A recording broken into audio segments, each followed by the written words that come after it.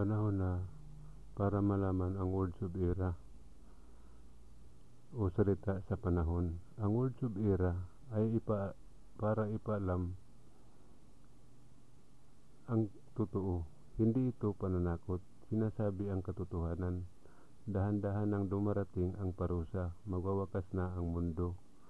Ang pagsinungaling, ito ang unang kasalanan ng tao at tinatawag itong salang pamana. Wala itong kapatawaran.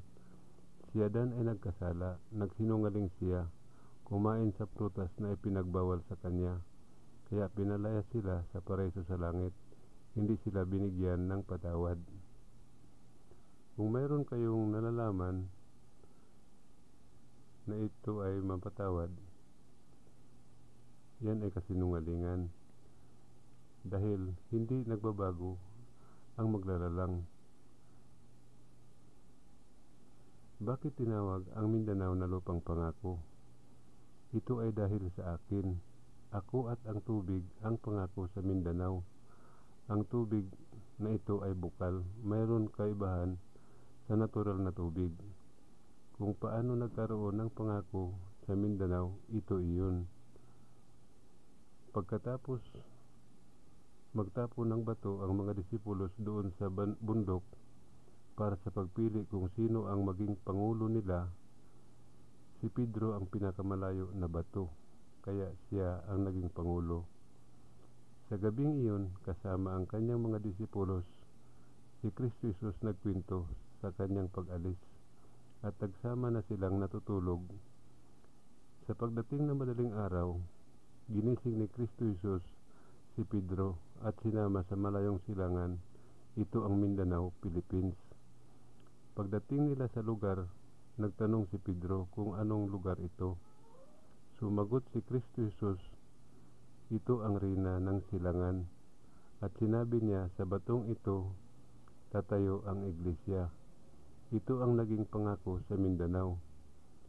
Ang nakasulat, magtatayo si Kristo Jesus ng iglesia sa ibabaw sa bato. Alam na ni Pedro ang tungkol dito dahil ikwininto ito ni Kristo Jesus bago sila natulog. Kaya tinawag ang bansang ito na Pilipinas dahil sa tatlong rina o babae. Ito sila Los, Bisay at Minda. Ang iglesia, siya ang maglalagay ng espiritu sa tubig. Ang gustong uminom sa tubig na mayroong espiritu, mangako na susundin ang kalooban ng maglalalang, at ito ang magbibigay ng kaligtasan sa tao. Ang iglesia ang magtuturo sa kalooban ng maglalalang at magdala sa mga tao doon sa pintuan ng paraiso sa langit. Siya ay ako. Si Lucifer, ang unang linikhang anghel, binigyan siya ng kalahati na kapangyarihan ng maglalalang na katulad sa kanyang kapangyarihan. Mabait siya na anghel at siya ang nagbibigay ng espiritu ng buhay sa tao. Siya ay nasa dagat ngayon dahil pumasok siya sa katawan na nakikita ng tao at hindi na siya maaring lumabas dahil mamamatay siya.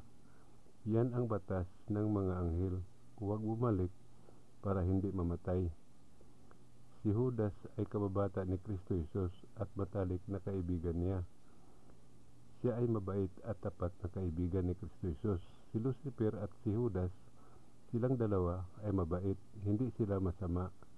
Dahil taliwas ito sa inyong nalalaman, buksan ninyo sa YouTube Minandro Heavenly News para malaman ninyo ang katotohanan. Lahat ng inyong mga katanungan ay naka-upload na sa YouTube ang mga sagot. Basahin lahat ang mga video. Ang wala pa, kung paano makainom sa tubig na mayroon espiritu. Ito ang isusunod kong i-upload. Hintayin ninyo. Hindi ako nangumbinsi ng tao. Unang hikat na ng tao. At mayroon pag-iisip ang bawat isa.